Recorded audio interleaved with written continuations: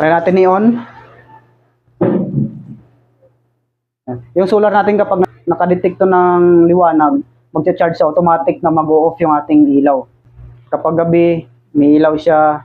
Kapag halimbawa na makakita naman ng liwanag yung solar natin, ay mamamatay yung ilaw natin. Ayan. So, ganyan po yung purpose niya. Pero kung gusto mo na naka-steady lang siya, pailawin mo, pwede naman. Habang naka-charge, ganyan, on mo lang. On mo lang yung remote. Automatic na ilaw yan kahit nag-charge siya. Habang ginagamit mo ay nag-charge, so pwedeng-pwede. Yan yung kagandahan ng ating solar portable bulb mga ka-DIY. So, ayan mga ka-DIY. So, ito na lang last na. At tapos na yan. So, maraming salamat sa panonood ninyo. Sana ay nagustuhan ninyo at may natutunan kayo sa